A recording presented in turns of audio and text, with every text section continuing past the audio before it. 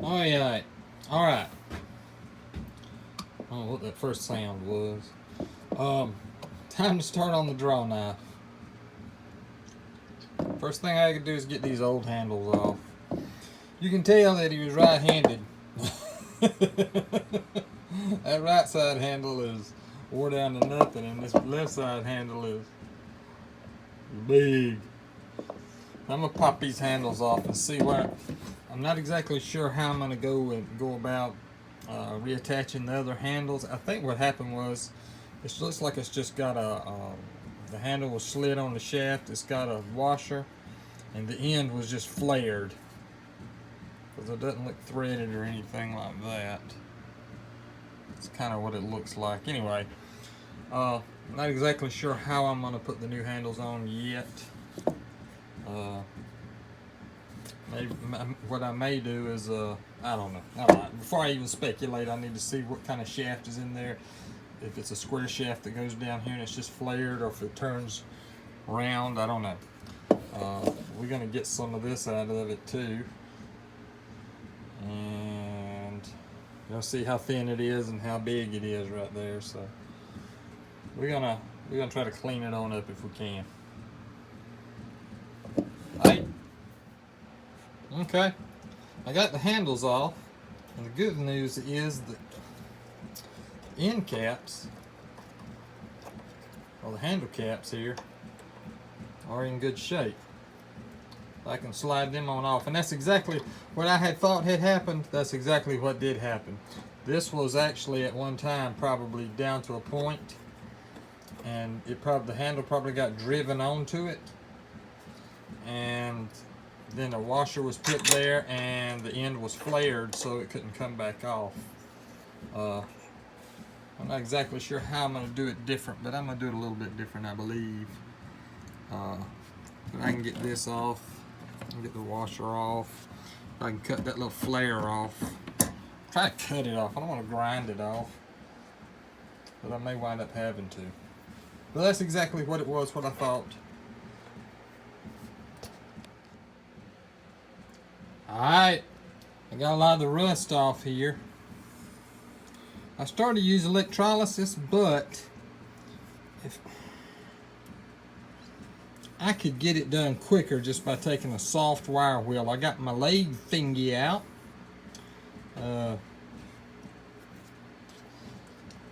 And had the soft wire wheel on it and just kind of knocked a lot of that rust off of this draw knife here. Now I'm going to try to take this lip. See this lip right here? Undoubtedly, it had been put in a piece of wood or something like that and couldn't draw it out. So, I guess my granddad, what he did, he took a hammer or something and beat it through. But anyway, it flared the end out here. This is what it's kind of supposed to look like, and this has got a lip on it, a noticeable lip. So, first order of business, I got to get that lip off of there. So, I got my 2 files here, and we're going to try to work that lip off there as smooth as possible. Alright, I got this side kind of wore down a little bit where that hadn't got that lip on it anyway. Now I can kind of go back this way over it and I clean the spots off of it anyway. Now, work on this side, try to get this off. This little flare here. I don't know how well I'm going to be able to keep the original bevel there, but we'll see. I should be able to try to kind of be able to get just the lip off and then maybe keep the bevel all the way across. That'll put you back in the frame there, what I'm doing.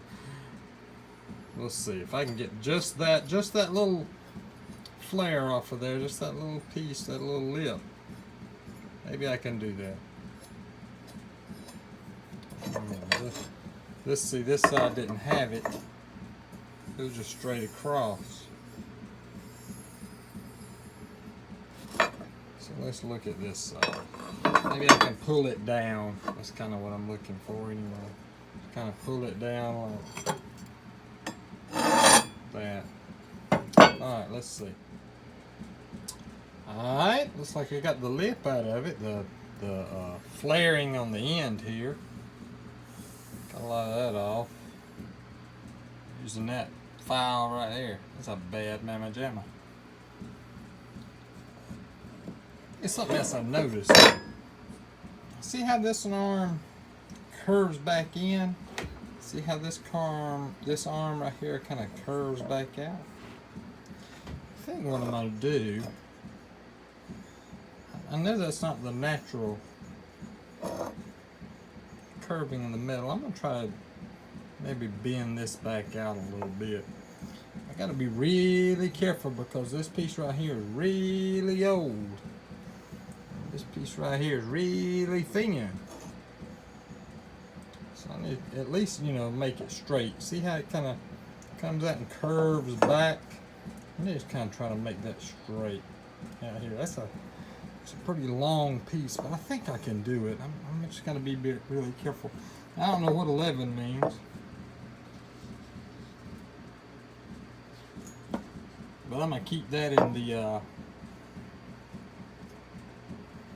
the end piece there, in the final product.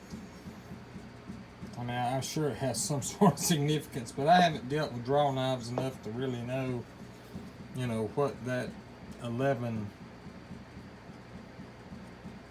really kind of means. And I don't know. I may have to do a little research on it.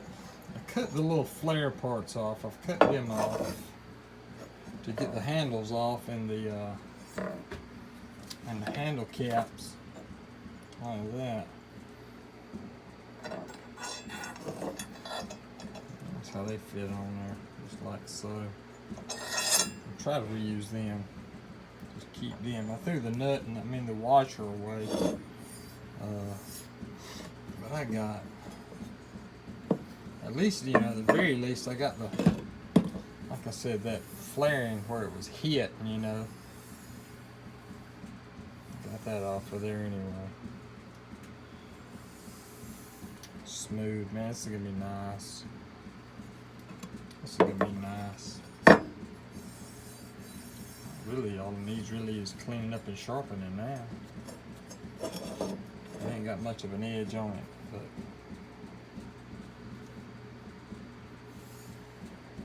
I'm gonna be proud of this thing. I hope I can do it justice. Got a lot of the rust off and got the blade bevel right, I think.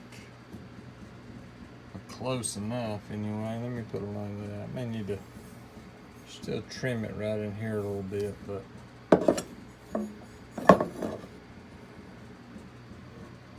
anyway, we're getting there. Dun dun dun dun dun dun dun dun dun.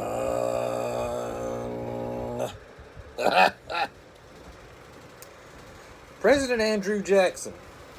When Andrew Jackson was president, he had a advisor, and this guy's name is one of the most trusted advisors too. A guy by the name of Thomas Benton.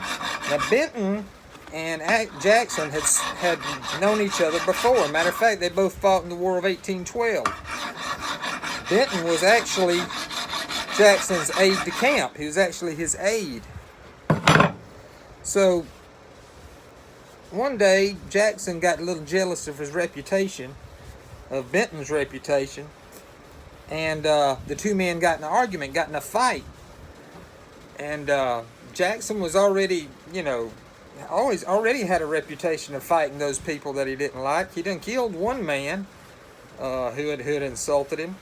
So one day when they're back in Nashville, Jackson saw Benton and went after him with a pistol.